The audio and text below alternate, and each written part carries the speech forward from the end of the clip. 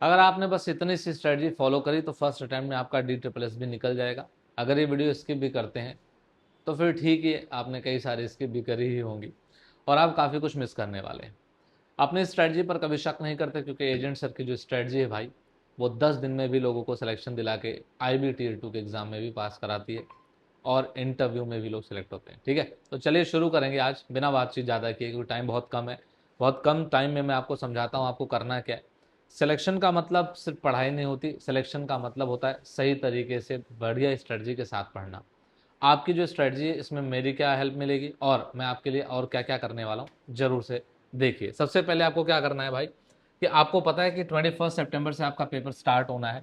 ठीक है, तो मैं ये सब नहीं बताऊंगा कितने क्वेश्चन क्या कैसे, सब आपको पता है। तो मैं सीधा चलूंगा कि आपकी एक स्ट्रेटजी टाइमिंग क्या होनी चाहिए और इसके हिसाब से आप अपना जो भी आपका सब्जेक्ट वीक है स्ट्रांग है उसके हिसाब से आप इसको शिफ्ट कर सकते हैं चीज़ों को।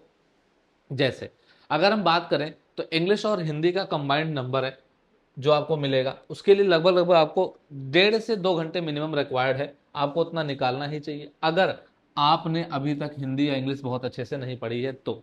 दूसरी बात, सर कैसे क्या करेंगे मैं आगे बताऊंगा आपको कैसे क्या करना है। अच्छा सर, अगर आपने इंग्लिश या हिंदी ठीक से पढ़ी है तो आप सिर्फ और सिर्फ प्रैक्टिस पे उतर जाएंगे और जहां पर आपको दिक्कत नजर आएगी आप उसको ठीक कर लेंगे। अभी मैं बताऊंगा मॉक टेस्ट भी कैसे देना, सारी बातें इसमें बात करेंगे। जनरल अवेयरनेस की अगर हम बात करें तो आप इसको जितना पढ़ते हैं उतना ही कम लगता है, तो इसको तो 2 घंटे का आपको कम से कम रिक्वायर्ड है ही। आप पढ़िए पढ़िए और प्रैक्टिस करिए, रिवीजन। अच्छा, यहाँ पढ़ने का मतलब कुछ भी न्यू नहीं पढ़ना है आपको, क्योंकि आपको भी पता है कि टाइम हमारे पास बहुत कम है। लगभग लगभग 20 से 21 दिन आपके पास हैं जहां तक आप पढ़ाई कर सकते हैं, उसके बाद तो आपको बस 25वें दिन पेपर ही देना है लगभग। ठीक है, तो आप ये मान करके चलिए मैथ्स और रीजनिंग को भी आपको मिला करके 2 घंटे देने की जरूरत है। क्यों? क्योंकि जो मैथ्स का लेवल होता है बहुत ज़्यादा हार्ड वार्ड नहीं है। ठीक है, रीजनिंग का भी लेवल, तो रीजनिंग को आप आधा घंटा दे सकते हैं, 1.5 घंटे मैथ्स को दे सकते हैं। रीजनिंग में भी आपको सिर्फ सेक्शनल टेस्ट देना है, मैं आपको पहले बता देता हूँ। रीजनिंग में आपको सिर्फ सेक्शनल टेस्ट देना है, कुछ भी नया नहीं पढ़ना है, सेक्शनल टेस्ट देना है और आप आराम से जो चीज़ें जहाँ पर कमी आएंगी उनको कवर कर सकते हो। टाइम पास नहीं करना है। दूसरी बात, सर PYQ या प्रैक्टिस सेट के लिए कितना टाइम देना है, तो मैं आपको बताऊंगा कि PYQ को या प्रैक्टिस सेट को करना कैसे है पहले तो। ठीक है, और एरर रिवीजन के लिए 30 मिनट्स आप निकाल के रखिए, जहाँ जो गलतियाँ होती हैं उनको सुधार करने के लिए। मैं थोड़ा जल्दी में हूँ ताकि आप लोग का टाइम कम लिया जाए। अब देखो इंग्लिश को कैसे कवर करना है। सबसे पहली बात है कि डेली डेली आपको क्या करना है। सबसे पहली बात, अगर आपके पास मतलब टाइम ठीक ठाक बचता है तो आप क्या कर सकते हो कि ग्रामर और विकैब और RC और PYQs ये आपको डेली करने हैं।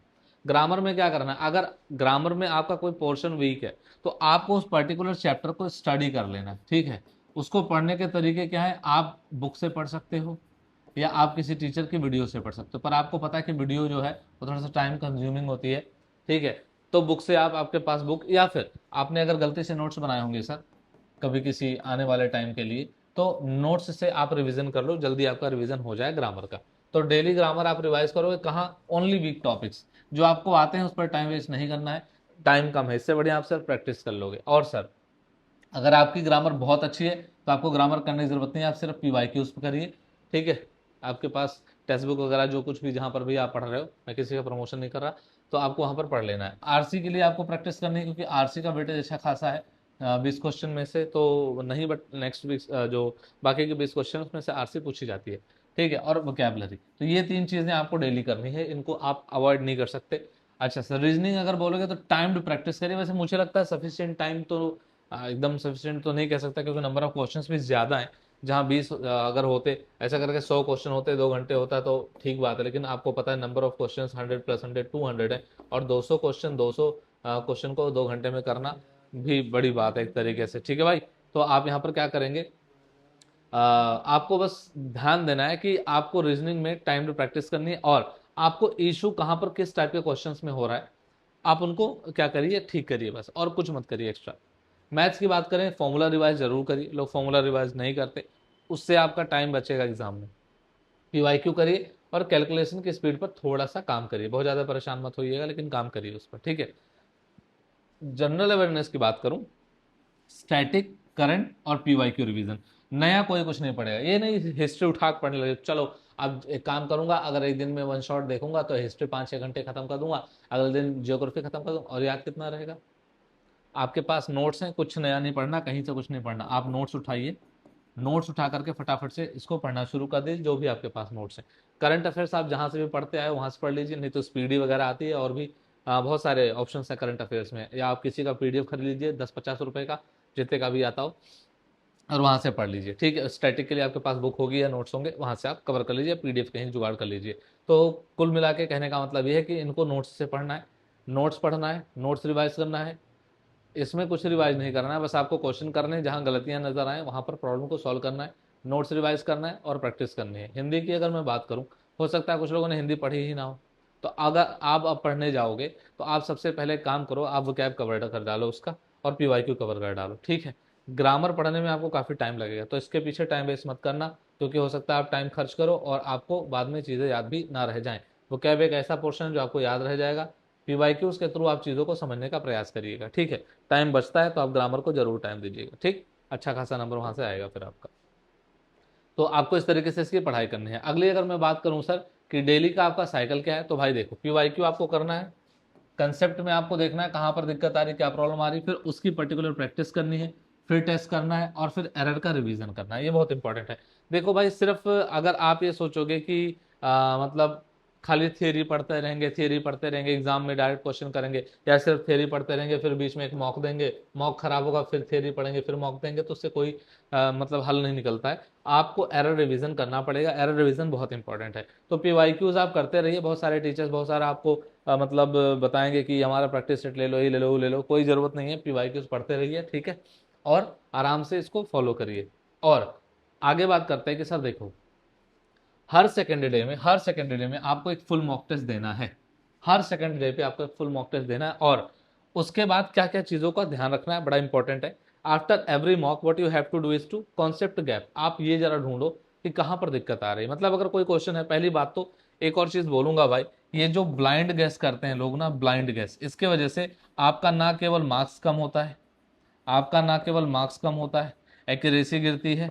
ठीक है, एक्यूरेसी गिरती है, और साथ के साथ गिरता है आपका कॉन्फिडेंस। तो आप ऐसी चीज़ें मत करिए भाई, प्लीज़ मत करिए, ब्लाइंड गेसिंग मत करिए। आपको समझना होगा कि मैं कहाँ पर लैग कर रहा हूँ, उस पर काम करिए, ब्लाइंड गेस करने के बजाय।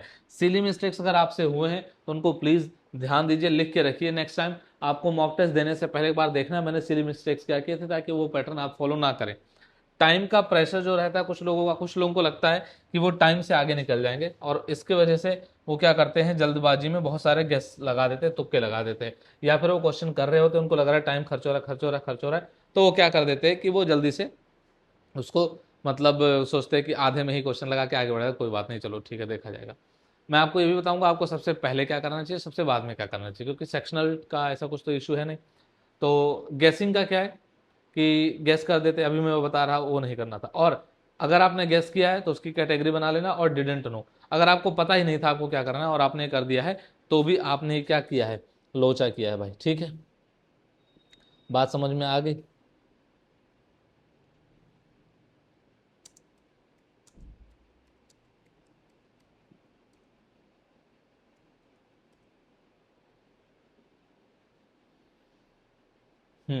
ठीक है, तो ये कोई सेक्शनल टेस्ट नहीं है, कोई सेक्शनल एग्जाम नहीं है, तो आप कैसे जंप करोगे मैं उस पर भी बात करता हूँ। अच्छा सर, सबसे पहली बात है कि 3 फेज में इसको ना आप बांट लो, 3 फेज में अपने एग्जाम को। देखो मैं बार बार बोल रहा हूँ, स्ट्रेटजी नहीं होती है ना, लोग बस पढ़ते रहते हैं, एग्जाम में नंबर नहीं आते, नहीं आएंगे भाई, नहीं आएंगे नंबर आपके। ठीक है, अगर आप खाली पढ़ोगे आपके नंबर नहीं आएंगे। 3 फेज में बांट लो। पहला, स्टैब्लिश बेसलाइन, आपका एक बेसलाइन स्टैब्लिश हो जाना चाहिए कि फाइनली मैं इस रेंज में आता हूँ।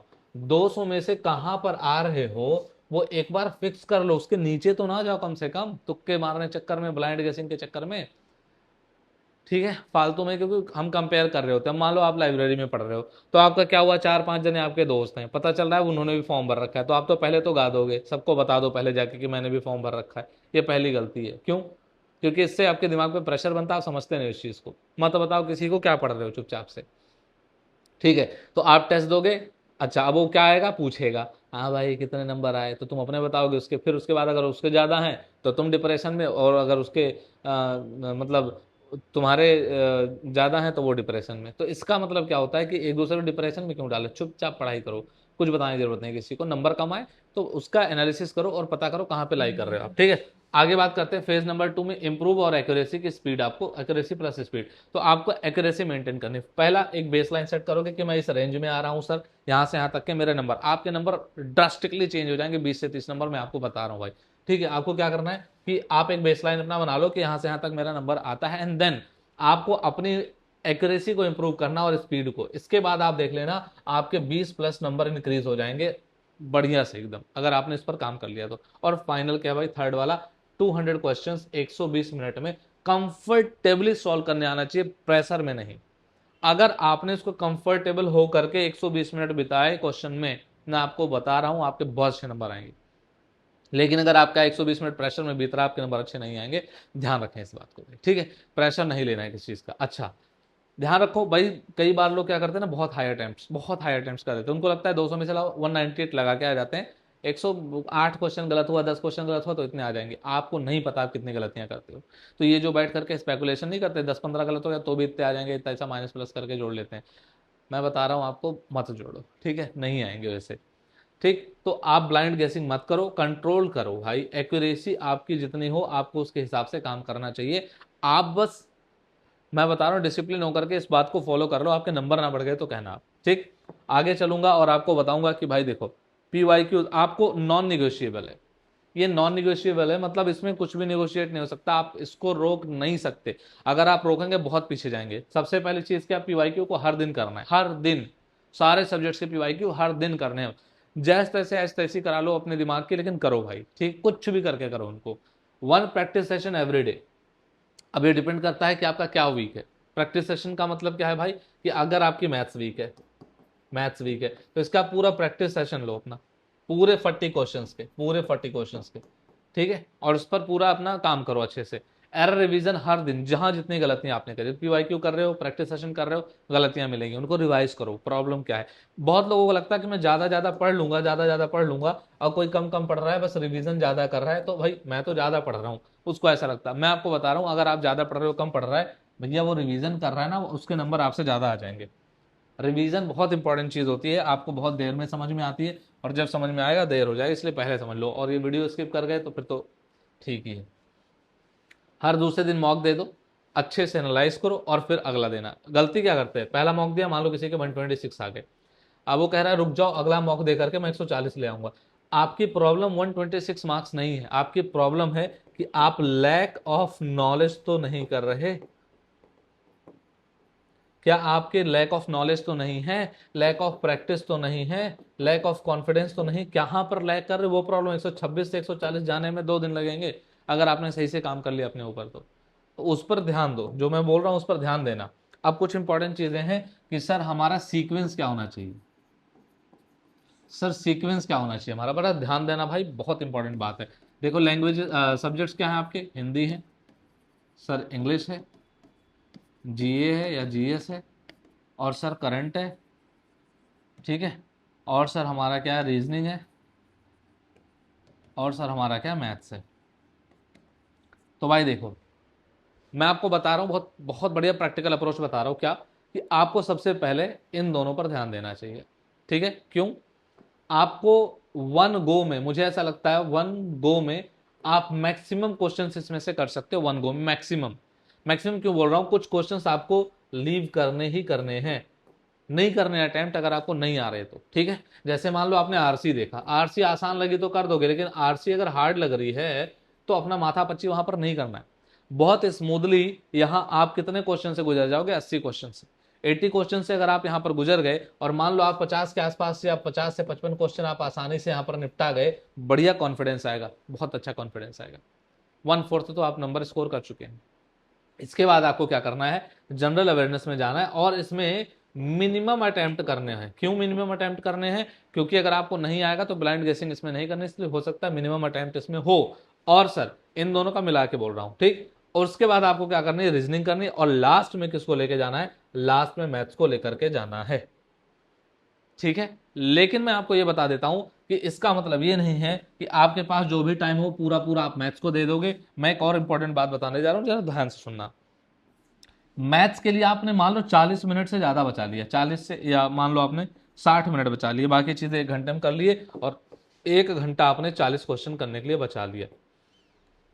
ठीक है, 40 क्वेश्चन करने के लिए 1 घंटा आपने बचा लिया। भैया एसएससी में पहले बच्चे 30 मिनट बचा लेते थे 25 क्वेश्चन करने के लिए, आपके पास 1 घंटा 40 क्वेश्चन करने के लिए, मतलब, और वो लेवल भी उतना ज्यादा नहीं है इसका। ठीक है, मैं आपको एक बात बता रहा हूँ, बड़ा ध्यान से सुनना। आपको क्या करना है कि आपको मैथ्स और रीजनिंग, ये 2 चीजें वन गो में नहीं करनी है। रीजनिंग के 40 क्वेश्चन अगर है मान लो, ठीक है, 40 क्वेश्चन अगर रीजनिंग के हैं, और मान लो आपने क्या किया, इसमें से आपको 30 से 35 क्वेश्चन ठीक से आ रहे थे, 5 नहीं आ रहे थे, तो उसको नॉट अटेम्प्ट करो, मतलब छोड़ दो, और आगे बढ़ करके यहां पर जाओ। अब मैथ्स में आप मान लो वन गो में आपसे 25 क्वेश्चन मतलब फटाफट से जो हो जाए, ये नहीं कि मुझे लग रहा है हो जाए, लग नहीं रहा है, तुरंत करना है और तुरंत हो जाना है, तो उसको फटाक से अटेम्प्ट करना है। अगर आपको थोड़ा सा भी हेक्टिक हो रहा है कि यार पता नहीं, ये तुरंत स्किप, तुरंत स्किप, तुरंत skip. Skipping is an art, ये कई बार टीचर बोलते हैं, लेकिन बच्चे इस पर ध्यान नहीं देते। आप देखना कि मैथ्स में स्किप करके इतने क्वेश्चन कर जाओगे, फिर वापस से कहां पहुंच जाओ, रीजनिंग पर। वो 5 क्वेश्चन आप देखना सेकंड अटेम्प्ट में बहुत तेजी से क्लिक करते हैं, और फिर आप वापस से इंग्लिश या हिंदी पर जहां पर भी आपके क्वेश्चंस बचे हुए थे, जहां पर आप सॉल्व करना चाहते थे वो करो, एंड देन फिर मैथ्स के ऊपर आओ वापस, फिर उसको अटेम्प्ट करो। तो मैथ्स को आपको सेकंड या थर्ड अटेम्प्ट में टोटल 3 गो में कर लेना है। ठीक है, 2 से 3 गो में हो जाएगा, ये इस तरीके से। अब सर एक बात मुझे ये बता दीजिए कि हमको सोर्स क्या फॉलो करना है। तो देखिए भाई, सबसे पहली बात है कि मॉक टेस्ट देने के लिए तो आपने कहीं ना कहीं सब्सक्रिप्शन ले रखा होगा, उसके अलावा फालतू कहीं कोई सब्सक्रिप्शन लेने की जरूरत नहीं है, बस आपको वहीं से मॉक टेस्ट देना है। दूसरी बात सर क्या इंपॉर्टेंट है, दूसरी बात ये इंपॉर्टेंट है कि सर जैसा कि देखो भाई, इंग्लिश का जो रोल है बहुत इंपॉर्टेंट है, वो टीयर 1 में भी है, फिर टीयर 2 में भी है, और आपको पता है टीयर 2 में रिटर्न आता है इसका। ठीक है, तो राइटिंग की टेंशन वो मेरे पे छोड़ देना आपको, आप टीयर 1 का पेपर दे के आओ ना, उसके बाद राइटिंग के लिए हम बैठे पड़े, हम आपकी तैयारी कराएंगे, आप कॉपी भी चेक करेंगे, आप नंबर भी देंगे, सब कुछ बता देंगे, कोई दिक्कत परेशानी आपको नहीं होगी, उसकी टेंशन छोड़ के जाओ दिमाग में। तो लेकिन इंग्लिश काफी इंपॉर्टेंट हो जा रहा है। अच्छा, तो इंग्लिश के लिए सोर्स क्या फॉलो करना है, देखो सबसे पहली बात, मैं एक 1 शॉट वीडियो आपको दे दूंगा, 1 शॉट, जो ऑल ओवर इंपॉर्टेंट है, सिर्फ और सिर्फ DSSB के पॉइंट ऑफ व्यू से, ना कि SSC, ना कि IB, ना कि एनी अदर एग्जामिनेशन। वो सिर्फ और सिर्फ किस पर बेस्ड होगा, DSSB के आए हुए प्रीवियस ईयर के सभी क्वेश्चंस का एक निचोड़ होगा। ठीक है, जो उस 1 शॉट में आपको नजर आएगा ग्रामर के रूप में, और प्लस PYQ बेस्ड या PYQ ही पूरे क्वेश्चंस, या PYQ बेस्ड पैटर्न पर बहुत सारे क्वेश्चंस की प्रैक्टिस वहां पर होगी। बहुत सारे नहीं, लिमिटेड है, जरूरत के हिसाब से, जितनी जरूरत है उतने के हिसाब से आपको यहाँ पर प्रैक्टिस मिल जाएगा 1 शॉट के साथ साथ में, जहां पर आपका पूरा ग्रामर कवर होगा प्रैक्टिस के साथ साथ, और वोकैब की भी आपकी क्लास लग जाएगी यहाँ पर टोटल। ठीक है, मान के चलो टोटल वोकैब की 8 क्लासेस आपकी वोकैब की लग जाएंगी, जिसमें मैं कोशिश करूंगा कि 4 + 4 में इसको बांट दूं, मतलब 4 क्लास को एक में मर्ज करूं, 4 क्लास को, यानी दो दो 1 शॉट इसके आ जाएंगे, एक 1 शॉट ग्रामर का हो जाएगा, तो ग्रामर का एक 1 शॉट, वोकैब के 2 1 शॉट, और सर इसके बाद आपको क्या करनी है, प्रैक्टिस। तो मैं आपको 5 मोस्ट एक्सपेक्टेड जो आपके पेपर का लेवल हो सकता है वो लेकर के आऊंगा, उसकी प्रैक्टिस करवा दूंगा। इंग्लिश की अपनी गारंटी इस बात की है। बाकी आपको क्या करना है, मैथ्स आपने जिससे भी पढ़ी, जहां भी पढ़ी, आपको क्या करना है, बस सेक्शनल टेस्ट लगाना है, सेक्शनल टेस्ट लगाना है, क्योंकि मैथ्स में अब आपको नया करने की कोई जरूरत कुछ भी नहीं है, बस आप रिवीजन करें, टेस्ट दीजिए, यही काम आपको बस करना है। ठीक, बाकी अगर आपने पूछा है भैया करंट अफेयर्स या GA वगैरह का क्या करना है, तो आप देखो करंट अफेयर्स तो आपको ये देखना पड़ेगा कि मतलब जो प्रीवियस ईयर के थे क्वेश्चंस, ठीक है, वो अगर आप देखोगे तो करंट अफेयर्स ज्यादातर आपको 1 ईयर के अंदर अंदर ही पूछा जाता है। ठीक, और उसका सेक्टर क्या है, तो करंट अफेयर्स पे तो मैंने बहुत ज्यादा रिसर्च नहीं करा है, अगर आप कहोगे तो मैं आपको बता दूंगा रिसर्च करके करंट अफेयर्स आपको कहां से कितना पढ़ना चाहिए। अदरवाइज आप जहां से जनरल अवेयरनेस कर रहे हो वो आपको बता ही देंगे करंट अफेयर्स आपको कहां से कैसे कितना करना है। ठीक है, तो मैं मान के चलता हूं आपको मेरी ये बात समझ में आ गई होगी। तो आपको क्या करना है भाई, यही काम रिपीट करते रहना है, कब तक, PYQ, फिर गैप देखना है, प्रैक्टिस, फिर मॉक, फिर एरर रिवीजन, और यही रिपीट रिपीट 8 फिर रिपीट, बिंगो टेढ़े मेढ़े के हिसाब से आपको काम कर देना भाई। ठीक है, 8 और फिर रिपीट और फिर रिपीट। ठीक, तो मैं उम्मीद करता हूं आपको बात समझ में आई होगी। चैनल को चुपचाप सब्सक्राइब कर लेंगे और टेलीग्राम को ज्वाइन कर लेना, वहां पर आपको प्रैक्टिस सेट वगैरह दे दिया जाएगा, अच्छे से प्रैक्टिस कर लेना। बाकी कोई डाउट होता है, कुछ भी होता है, कॉमेंट बॉक्स में जरूर लिखें, और पर्सनल किसी भी इंफॉर्मेशन के लिए आप सीधा कॉन्टेक्ट कर सकते हैं मुझसे इस नंबर पर। ठीक है भाई, 9994 टाइम्स हो गया, 302537 है। ठीक, अब फिर से लिख देता हूँ साफ सुथरे स्वर्ण अक्षरों में भाई, 1 2 3 4। ठीक है, तो आपका अगर कोई डाउट, कोई टीचर बताता होता तो नहीं ना, कोई बात करता है किसी से, बट हम यहाँ पर आपके लिए मौजूद हैं। मिलता हूँ आपसे अगले वीडियो में, तब तक के लिए जय हिंद।